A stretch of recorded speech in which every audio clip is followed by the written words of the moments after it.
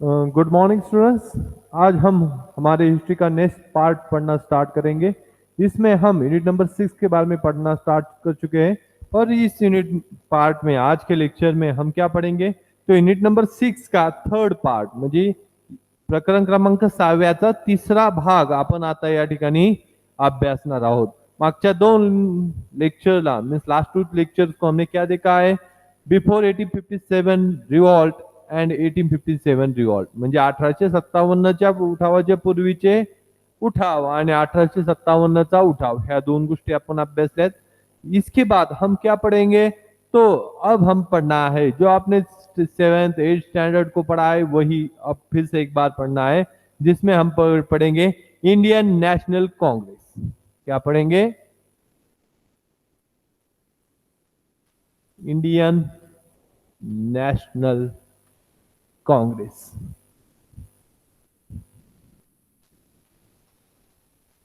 यानी कि मराठी में राष्ट्रीय सभा।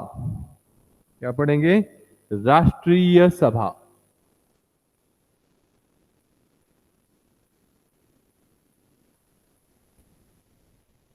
ये ऐसी एक संस्था थी जिसने भारत को स्वतंत्रता दिलाने में बहुत बड़ा रोल किया है, जिसकी में लोकमान्य तिलक है, गांधी है, सुभाष चंद्र बोस है, पंडित नेहरू, ये सभी लोग किस संस्था के मेंबर थे, तो राष्ट्रीय सभा यानी इंडियन नेशनल कांग्रेस के मेंबर हैं। अब इंडियन नेशनल कांग्रेस बनी कैसे, इसके बारे में भी पढ़ना है। इंडियन नेशनल कांग्रेस ने क्या काम किया है, इसके बारे में भी पढ़ना है। और इसके बाद इंडिया को कैसे फ्रीडम मिला है, इसके बारे में भी पढ़ना है। सारी बातें शॉर्ट शॉर्ट में पढ़नी, बहुत डिटेल में नहीं पढ़नी। अब इससे पहले इंडियन नेशनल कांग्रेस बनी कब, तो इसके बारे में याद रखो, साल 1885, 1885, 1885 में इंडियन नेशनल कांग्रेस बनी थी। अब इससे पहले कोई संस्था इंडियन में नहीं थी क्या? थी। नहीं थी कैसा? थी। ऐसी बहुत सारी संस्था थी जो इंडिया को फ्रीडम दिलाने में या अलग अलग रीजन के यूज करके वो संस्थाएं बनी थी। इसके बारे में हमें अब पढ़ना है। अब इसके लिए हम अब क्या करेंगे, आपको समझने के लिए तो 4-5 ग्रुप्स ऐसे बनाएंगे। आप बुक में भी, नोटबुक में ऐसे ग्रुप बनाओ। क्या बनाओगे? पहले सीरियल नंबर डालो, उसके बाद संस्था का नाम म्हणजे संस्थेचे नाव, ऑर्गेनाइजेशन नेम। उसके बाद आप डालोगे संस्थापक यानी फाउंडर। उसके बाद डालोगे साल यानी वर्ष, और उसके बाद डालोगे उद्देश्य यानी कि रीजन, या और एक इसको ऑब्जेक्ट माहिती ऐसा कर दो, या माहिती या यानी कि इंग्लिश में इंफॉर्मेशन। ऐसे 5 ऐसे ग्रुप नोटबुक में करो, और वहां पे जितनी भी संस्थाएं हैं इनकी इंफॉर्मेशन लिखनी है आपको, ताकि आपको समझने में आसानी हो। लगभग 10 संस्थाएं हैं। कितनी संस्थाएं हैं? 10, जिन्होंने बिफोर इंडियन नेशनल कांग्रेस बहुत बड़ा काम किया है। उन संस्थाओं के बारे में अब हमें पढ़ना है। मैं डायरेक्टली अब लिखना चलो जाऊंगा, आपको अंडरस्टैंडिंग करके लेना है, और सेम टाइम आपको चाहते हो तो नोटबुक में लिख के भी लेना है। जो रीजन है वो लिखूंगा नहीं, सिर्फ आपको बताऊंगा। हाँ,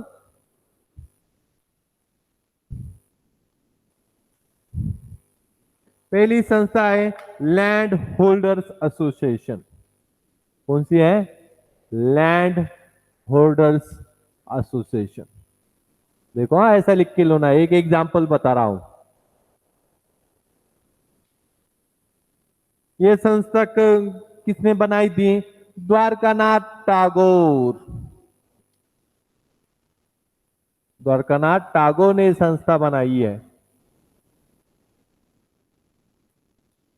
कब बनाई थी? 1837 यानी 1837 में ये संस्था बनी थी। क्यों बनी थी? जो जमींदार थे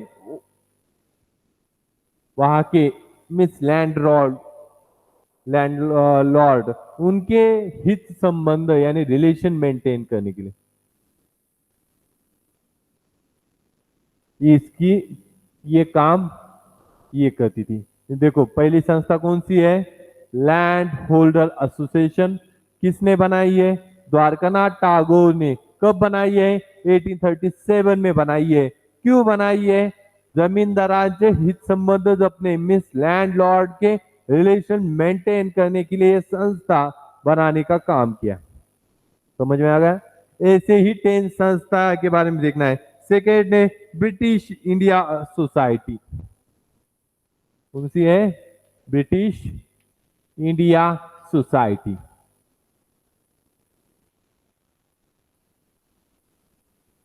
अब ये संस्था किसने बनाई है, विलियम एडम्स। किसने बनाई है, विलियम ने बनाई है।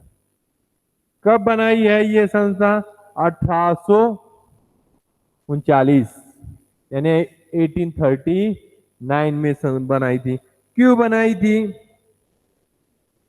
तो ये संस्था बनाने का रीजन है जो इंडिया में जो भी हो रहा है, इंडिया में ईस्ट इंडिया कंपनी का क्या है, रूल कैसे चल रहा है, इसकी इंफॉर्मेशन इंग्लैंड में बैठे हुए लोगों को पता चले, इसके लिए ये संस्था बनाई थी। मीन्स इंडिया में क्या कर रही है ईस्ट इंडिया कंपनी, वो इंग्लैंड के पर्सन को पता चलने के लिए ब्रिटिश इंडिया सोसाइटी बनाई है। विलियम ने 1839 में बनाई है और इसका मेन रीजन है ईस्ट इंडिया कंपनी की इंफॉर्मेशन लोगों तक पहुंचाना है। कौन से लोग, वो इंग्लैंड में बैठे हुए इंग्लैंड के पीपल्स को। अब इसके बाद थर्ड है Bengal British India society. Next कौन सी है, बंगाल और आगे का वैसे की ब्रिटिश इंडिया सोसाइटी। ये किसने बनाई है, जॉर्ज थॉम्पसन ने बनाई है। किसने बनाई है, Bengal British India society John Thompson ने बनाई है 1843 म्हणजे 1843 में ये संस्था बनाने का काम किया है। क्यों, ये भी बंगाल के लोगों के बारे में सोचने के लिए थी क्या, नहीं, ये पॉलिटिकल रीजन की वजह से बनाई है। ये कहाँ पे काम कर रही थी, सिर्फ बंगाल में काम करने वाली ये संस्था थी। इसके बाद फोर्थ है ब्रिटिश इंडिया एसोसिएशन। फोर्थ कौन सी है, ब्रिटिश इंडिया एसोसिएशन। ये संस्था किसने बनाई है, हरिश्चंद्र मुखर्जी। हरिश्चंद्र मुखर्जी ने यह संस्था बनाने का काम किया है। ये संस्था कब बनाई है, हरिश्चंद्र मुखर्जी ने 1851 में ये संस्था बनाई है। कब, 1850। ब्रिटिश इंडिया एसोसिएशन बनाए संस्थापक यानी फाउंडर कौन है, हरिश्चंद्र मुखर्जी। कब बनाई है, 1851 में बनाई है। क्यों, यह संस्था बनाने का मेन रीजन था हरिश्चंद्र मुखर्जी का, जो इंडियंस के प्रॉब्लम से वो ब्रिटिशों तक पहुंचाने के लिए यह संस्था बनाने का काम किया था हरिश्चंद्र मुखर्जी। उसके बाद है मद्रास नेटिव एसोसिएशन। कौन सी है, मद्रास नेटिव एसोसिएशन नाम की एक संस्था बनाई थी। किसने बनाई थी, सीवाई मुदलियार। फाउंडर कौन है, सीवाई मुदलियार। मुदलियार ने संस्था बनाई है 1852 में। कब बनाई है, 1852 यानी 1852 मध्ये सीवाय मुदलियार यांनी कोणती संस्था बनवली, मद्रास नेटिव एसोसिएशन। इस संस्था का काम क्या था, तो जो भी ब्रिटिशों का जो भी इंडियंस के साथ जैसा बिहेवियर है उससे अपोज करने के लिए संस्था बनाई थी, म्हणजे ब्रिटिशांच्या अन्यायी धोरणाला विरोध करण्यासाठी ये संस्था काम करती थी। इसके बाद 6 नंबर की संस्था थी ईस्ट इंडिया एसोसिएशन। ये नाम आपने पहले भी सुना होगा, ईस्ट इंडिया एसोसिएशन। ये बनाई थी दादा भाई नौरोजी ने।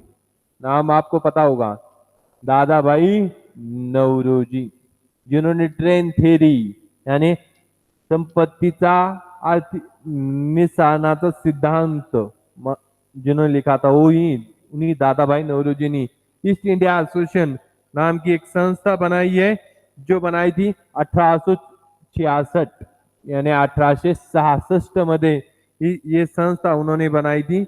और कहाँ पे बनाई थी ये संस्था? लंदन में बनाई थी, इंडिया में भी नहीं। हाँ, ये संस्था कहाँ पे बनाई दादा भाई नौरोजी ने? लंदन में बनाने का काम किया है। और लंदन में ईस्ट इंडिया एसोसिएशन जैसे ही बनती है, वहां पे लोगों में इंडिया में ईस्ट इंडिया कंपनी कैसे काम कर रही इसके बारे में अवेयरनेस करने के लिए संस्था बनाई थी। इसके बाद 7 नंबर है इंडिया लीग। इंडिया लीग नाम की एक संस्था बनाई है, जो शिरीष कुमार ने बनाई है। किसने बनाई है? शिरीष कुमार ने बनाई है 1875 में, म्हणजे 1875 साली ही संस्था बनवण्याचं काम हे शिरीष कुमारांनी केलेलं आहे। जेणेकरून इंडिया लीग, जिसका ये मिस इसका इस लीग का मेन रीजन क्या है शिरीष कुमार की इस लीग बनाने का? तो इसके पीछे बंगाल में अवेयरनेस करना, यानी कि बंगाल मध्ये प्रामुख्याने बदल घडवून आणणे हा त्यामागचा उद्देश होता। इसके बाद है 8 नंबर की संस्था India association, sorry Indian association है या इंडियन एसोसिएशन नाम की एक संस्था बनाने का काम किया था सुरेंद्रनाथ बैनर्जी। सुरेंद्रनाथ बैनर्जी ने ये संस्था बनाई थी। और ये संस्था कब बनाई थी उन्होंने? 1873 यानी 1873 में ये संस्था बनाने का काम की थी। इस संस्था ने क्या किया था? जो भिन्न वंशीय भिन्न जातीय लोकांना एकत्र आणण्याचं काम ही संस्था करत होती। यानी इंग्लिश में क्या, ये संस्था different religion and different different caste के पीपल्स को साथ में लाने का काम ये संस्था कंटिन्यूअसली करती थी। अब ये हुई 8 संस्थाएं, और 2 संस्थाएं बची है। 2 संस्थाएं कौन सी है? तो एक है मद्रास महाजन सभा। 9 नंबर की संस्था का नाम क्या है? मद्रास महाजन सभा, जो सुब्रमण्यम अय्यर ने बनाई है। किसने बनाई है मद्रास महाजन सभा? सुब्रमण्यम अय्यर ने बनाई है, जो 1884 में बनी है। म्हणजे 1884 साली मद्रास महाजन सभेची स्थापना झाली। इस संस्था का काम क्या करती थी? ये संस्था मद्रास महाजन सभा जो फार्मर्स की प्रॉब्लेम्स है मद्रास प्रोविंस में, मद्रास प्रांतामध्ये जो भी फार्मर्स की प्रॉब्लेम, फार्मर्स यानी शेतकरी, शेतकऱ्यांच्या अन्य अडचणी सोडवण्यासाठी ही संस्था काम करत होती। और इसकी सिवा जो विधिमंडल यानी असेंबली थी, वहां पे इंडियन के रिप्रेजेंटेटिव बढ़ाए जाए, इसके लिए ये काम करती थी। इसका ये काम करती थी मद्रास महाजन सभा। 9 नंबर की मद्रास महाजन सभा। मद्रास महाजन सभा थी। अब 10th नंबर की है बॉम्बे प्रेसिडेंसी एसोसिएशन।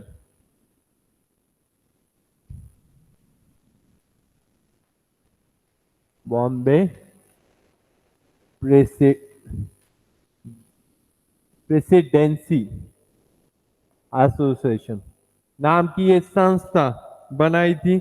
किसने बनाई थी? ये न्यायमूर्ति तेलंग यानी जस्टिस तेलंग और फिरोज शाह मेहता। फिरोज शाह मेहता, इन दो लोगों ने साथ में आके बॉम्बे प्रेसिडेंसी एसोसिएशन नाम की एक संस्था बनाई थी। कब बनाई थी? 1885 म्हणजे 1885 साली त्या सभेची स्थापना केली होती। ये क्या काम करती थी ये संस्था?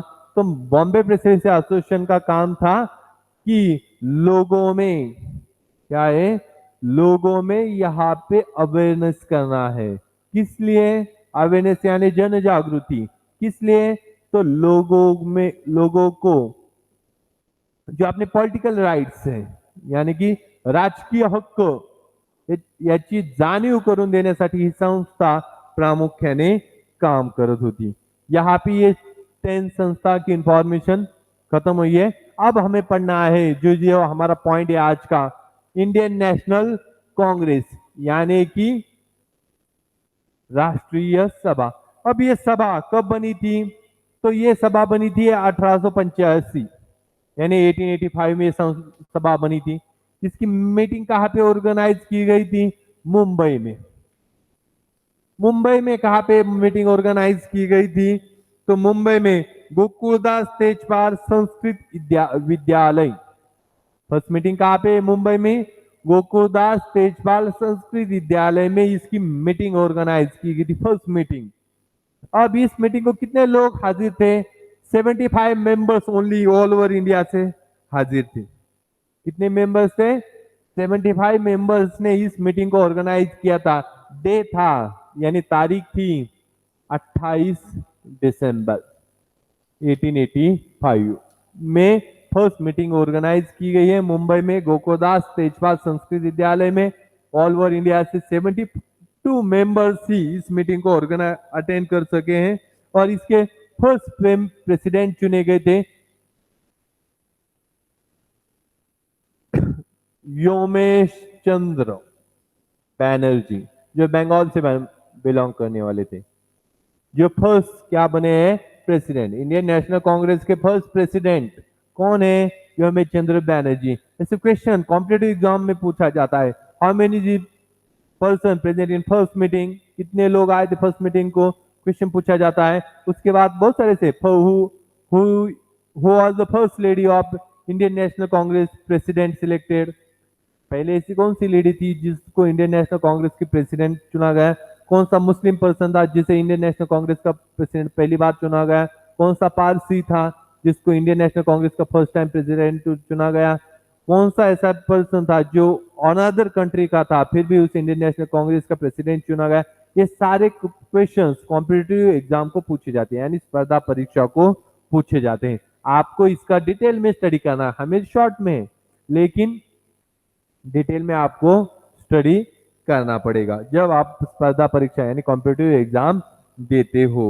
अब ये फर्स्ट मीटिंग हुई थी जिसमें फिरोज शाह मेहता, दादा भाई नौरोजी, जस्टिस तेलंग जैसे ऐसे कुछ फेमस पर्सनालिटीज इस मीटिंग में थे जो पहले भी है। दादा भाई नौरोजी, फिरोज शाह मेहता, जस्टिस तेलंग। जस्टिस तेलंग यानी न्यायमूर्ति तेलंग, जस्टिस यानी न्याय, मराठी में न्यायमूर्ति तेलंग। और इस ये सारा काम करते समय एक ब्रिटिश ऑफिसर ने ह्यूम नाम का था जिसने इंडियन नेशनल कांग्रेस फाउंड करने के लिए हेल्प की है। किसने? Elon Hume. एलन ह्यूम ने ये काम क्यों किया है? वो चाहता था इंडिया को फ्रीडम मिले? चाहता था? नहीं। तो वो क्या चाहता था? वो चाहता था 1857 का रिवॉल्ट जैसे हुआ 1857 का उठाव झाला वैसा फिर से कुछ ना हो। इस वजह से कोई ऐसा पीसफुल अगर हम ही रूट बना दे जिस वजह से ब्रिटिशों को परेशानी ना हो रूल करते समय, इसलिए एलन ह्यूम ने इंडियन पॉलिटिकल लीडर को साथ में लेके इंडियन नेशनल कांग्रेस फाउंड की है 28 दिसंबर 1885 को, जिसमें ऑल ओवर इंडिया से 75 मेंबर्स अटेंड किए थे। और इस फर्स्ट मीटिंग में कुछ चीजें तय गई थी। क्या चीजें? यानी 9 ठराव मंजूर केले यानी 9 रिजोल्यूशन। यहाँ पे सारे लोगों ने साथ में आके क्या किया है? मान लिए। क्या? 9 रिजोल्यूशन यहाँ पे मान लिए गए। अब 9 रिजोल्यूशन में क्या क्या था इसके बारे में हमें शॉर्ट में पढ़ना है। 9 रिजोल्यूशन में था जो इंडिया में ईस्ट इंडिया कंपनी का काम चल रहा है उसके लिए, उसकी इंक्वायरी के लिए, इंक्वायरी यानी चौकशी करण्यासाठी एक आयोग नेमावा। आयोग यानी ये कमिटी अपॉइंट करे जो इंडिया में ब्रिटिशों का कैसे रूल चला इसके बारे में इंक्वायरी कर सके। सेकंड क्या था? जो भी कायदे मंडल, मराठी में क्या कहते हैं, कायदे मंडल, यानी कि जो हमारी संसद है आज की भाषा में असेंबली, उस असेंबली में इंडियन लोगों के रिप्रेझेंटेटिव्ह म्हणजे भारतीय लोकांचे प्रतिनिधी वाढवावे. सेम टाइम और क्या था, जो भी गवर्नमेंट की जॉब है म्हणजे प्रशासकीय सेवा है, उसमें इंडियंस को ज्यादा से ज्यादा चुना जाए, क्योंकि बहुत सारे ऐसी प्रॉब्लम थे जिस वजह से इंडियंस को चुना नहीं जाता था, वहां पे इंडियंस को चुना जाए, इसके बारे में भी इन्होंने डिमांड की थी. इसके सिवा जो संधि नौकर परीक्षा, संधि नौकर परीक्षा यानी क्या, उस समय में जो कॉम्पिटिटिव एग्जाम होती थी वो इंग्लैंड में ऑर्गेनाइज करती है. अगर आपको इंडिया में जॉब करना है, इंडियन हो, फिर भी आपको कॉम्पिटिटिव एग्जाम देने के लिए कहाँ पे जाना पड़ेगा, इंग्लैंड में. इस वजह से इन्होंने डिमांड की थी संधि नौकर परीक्षा यानी कॉम्पिटिटिव एग्जाम इंडिया में ही ऑर्गेनाइज करें. सेम टाइम उन्होंने और एक डिमांड की थी, जो आर्मी है यानी सोल्जर्स है, उनके ऊपर बहुत सारा खर्चा हो रहा है, वो कम कर दिया जाए. उनकी डिमांड क्या है, आर्मी में के ऊपर जो बहुत सारा खर्चा हो रहा है वो कम कर दिया जाए, ताकि वो पैसा कम बचे, पैसा कम बचेगा तो अनदर फील्ड में उसका यूज हो सके. तो वो कहाँ पे यूज करना चाहते थे, इन्होंने और भी बात की थी, जो हायर एजुकेशन म्हणजे उच्च शिक्षण, मीन जो 12th के बाद आप प्रेझेंट टाइम में हम कहते हैं 12th के बाद हायर एज्युकेशन में 12वी नंतर जे शिक्षण घेतो त्याला उच्च शिक्षण म्हणतात. उस हायर एजुकेशन में वो आने बचने वाला पैसा वहां पे लगाया जाए और लोगों स्टूडेंट को न्यू एजुकेशन प्रोवाइड किया जाए. सेम टाइम और उनकी कुछ डिमांड थी, तंत्र शिक्षणावर खर्च करावा, यानी कि टेक्निकल नॉलेज पे भी कुछ पैसा खर्च हो. ऐसे 9 रिजोल्यूशन यानी 9 ठराव यहाँ पे गवर्नमेंट के पास फर्स्ट ही मीटिंग में इंडियन नेशनल कांग्रेस ने माने थे. अब ये हुआ, इंडियन नेशनल कांग्रेस स्टार्ट हुई, सब हुआ, लेकिन बाद में यहाँ पे परेशानियां होने लगी. क्या परेशानियां होने लगी, जो इंडियन नेशनल कांग्रेस के मेंबर्स हैं उनमें ही झगड़ा चालू होने लगा. क्या होने लगा, झगड़ा चालू होने लगा. क्या था झगड़े की वजह और झगड़ा करने वाले कौन थे, तो यहाँ पे एक आइडियोलॉजी यानी विचार सरणी की वजह से झगड़ा हो रहा है. दोनों को इंडिया में फ्रीडम चाहिए, दोनों को चाहिए, दोनों को डेवलपमेंट चाहिए, डेवलपमेंट चाहिए, लेकिन परेशानियां अलग थी. अब यहाँ पे हम देखेंगे इंडियन नेशनल कांग्रेस का 1885 टू 1905 फर्स्ट ग्रुप है. उसके बाद यहां से 1920 तक एक ग्रुप है, और 1920 से 1947 ये एक ग्रुप, एक ग्रुप और एक ग्रुप. यहाँ पे 3 पार्ट में इंडियन नेशनल कांग्रेस डिवाइड हो चुकी. अब यहाँ पे आइडियोलॉजी का इंपैक्ट होता है. आइडियोलॉजी कौन सी यहाँ पे मवाड़ यानी मॉडरेट, इंग्लिश में क्या कहेंगे, मवाड़ यानी मॉडरेट. यहाँ पे कौन सी है, जहाल यानी एक्सट्रीमिस्ट. और लास्ट का पीरियड है, ये जहाल नहीं हो मवाल नहीं, इनके गांधी जी के यहाँ पे लीडर बने हैं, तो इसे कहा जाता है गांधी युग या यानी गांधीयन एरा. क्या कहा जाता है, गांधीयन एरा कहा जाता है. अब यहाँ पे जहाल मवाड़ यानी मॉडरेट और एक्सट्रीमिस्ट फेज के बारे में हमें शॉर्ट में पढ़ना था. इनका झगड़ा क्या था, पहले ये समझ लो. इनका झगड़ा था, क्या था, मवाड़ यानी मॉडरेट लोग क्या चाहते थे, पहले चाहते थे सोशल डेव्हलपमेंट आणि आफ्टर इंडिपेंडन्स, यानी पहिले समाज सुधारणा करून घेऊ आणि त्यानंतर भारताला स्वातंत्र्य मिळवू, असं कोणाचं मत आहे, मवाळांचं. एक्सट्रीमिस्ट आणि जहाल लोक क्या कहते थे, पहिले फ्रीडम यानी पहिल्यांदा स्वातंत्र्य मिळवू, आणि एकदा स्वातंत्र्य मिळालं की आपल्याला पाहिजे तशा सुधारणा आपण आपल्या समाजात घडून आणू. ऐसा किसका कहना है, जहाल यानी एक्सट्रीमिस्ट लोगों का. पहले फ्रीडम मिल जाए तो घर अपना हो जाए, तो घर में जो चाहे हम चेंजेस कर सकते हैं. ऐसा सोचना किसका है, एक्सट्रीमिस्ट. मॉडरेट का क्या कहना है, नहीं पहले हम सोशल डेवलपमेंट करके लेंगे, समाज सुधार ना करके लेंगे, और उसके बाद डेवलपमेंट होने के बाद लोग ही अवेयर हो जाएंगे, और अवेयर होने के बाद वहां पे क्या होगा, सोसाइटी हमें फ्रीडम इजीली मिलेगा। और इसके लिए मवाड़ यानी मॉडरेट लोग क्या करते थे, इसके लिए ब्रिटिशों की हेल्प लेनी पड़ी, तो कुछ गलत नहीं है।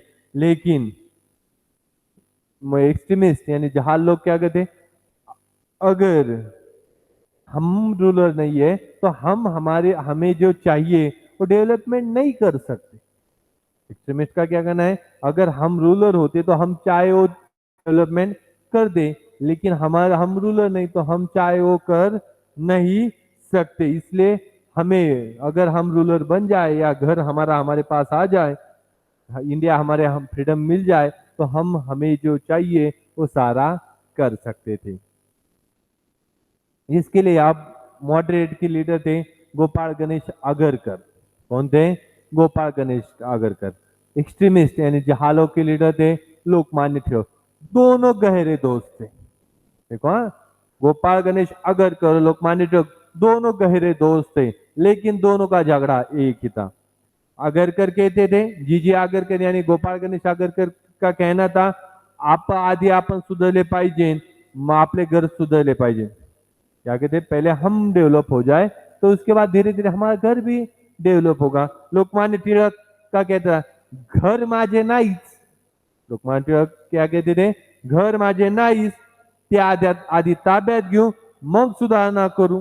मीन्स घर मेरा ही नहीं है तो पहले मैं वो घर कैप्चर करूंगा, वो मेरे पास लूंगा, और उसके बाद मैं जैसा चाहे वैसी डेवलपमेंट कर सकता हूँ। अब मॉडरेट के अनादर कुछ लीडर थे, जैसे फिरोज शाह मेहता, गोपाल कृष्ण गोखले, मी जी के गोखले। इन लोगों का भी कहना था कि अगर हम गवर्नमेंट के पास जाए, ब्रिटिशों के पास जाए, तो हमारी प्रॉब्लम्स बताए तो हम ब्रिटिश हमारी बातें सुनेंगे, और धीरे धीरे ही सही, लेकिन हम जो चाहते हो सारा कर सकते हैं। लेकिन लोकमान्य टिळक कहते थे, सिर्फ अर्ज विनंत्या वाचनी करून ब्रिटिश ऐकणार नहीं। मीन्स हम एप्लीकेशन देके, उनको रिक्वेस्ट करके या स्पीच देके ब्रिटिश सुनने वाले नहीं है। वो इसके लिए हमें स्वदेशी बहिष्कार यानी स्वदेशी और बॉयकॉट जैसे वेपन्स का यूज भी करना पड़ेगा। दोनों के आइडियोलॉजी में थोड़ा थोड़ा डिफरेंस है। अब ये चल रहा था, अब ये पूरा चल रहा है। अब यहाँ पे अब प्रॉब्लम कहाँ पे होती है, अब झगड़ा चल रहा है, धीरे धीरे धीरे धीरे झगड़ा चल रहा है। 1907 में इंडियन नेशनल कांग्रेस का एक मीटिंग या सभा ऑर्गेनाइज की गई थी सूरत। कहाँ पे? एनुअल मीटिंग होती है, म्हणजे वार्षिक सभा दरवर्षी इंडियन नेशनल कांग्रेसची आयोजित केली जात होती। 1907 में इंडियन नेशनल कांग्रेस की मीटिंग ऑर्गेनाइज की गई। इस मीटिंग में उन दोनों के एक्सट्रीमिस्ट और मॉडरेट के बीच में झगड़ा हुआ, और झगड़े की वजह से स्वदेशी और बायकॉट जो एक्सट्रीमिस्ट चाहते थे वो नहीं हो सके।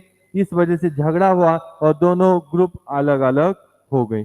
और इसी का फायदा लेके गवर्नमेंट ईस्ट इंडिया कंपनी ने, लॉर्ड कर्जन ने उस समय में बंगाल की फालनी की योजना या जो एप्लीकेशन में लाना स्टार्ट किया था। इसी बीच लोकमान्य तिलक के ऊपर केस डाला गया, राजद्रोह यानी गवर्नमेंट के खिलाफ बुरा लिखने के लिए उनके ऊपर केस डाली गई। उनको 6 साल के लिए मंडाले भेजा गया। बिपिन चंद्र पाल जो लोकमान्य तिलक के ही आइडियोलॉजी के थे, लाल बाल पाल में से पाल, उनको भी अरेस्ट किया गया। लाला लाजपत राय को पंजाब से बाहर भेजा गया। इन तीनों एक्सट्रीमिस्ट को अलग अलग जगह पे अरेस्ट किया गया, बाहर निकला गया। ये सारा हुआ है। फिर अब इतना सारा होने के बाद 1914 में तिलक बाहर आए। तो तिलक जैसे ही बाहर आते हैं उसके बाद 1916 में फिर से एक बार जहाल और मवाड़ यानी मॉडरेट एंड एक्सट्रीमिस्ट लोग साथ में आए, और दोनों ने साथ में आके काम करना शुरू हो गए। यहाँ पे इंडियन नेशनल कांग्रेस का फर्स्ट टाइप यहाँ पे हमारा खत्म होता है। अब देखना है हमें सशस्त्र उठाव, यानी जो भी हमारे फ्रीडम फाइटर्स है उनके बारे में देखना है। यहाँ पे आज हम रुकते हैं।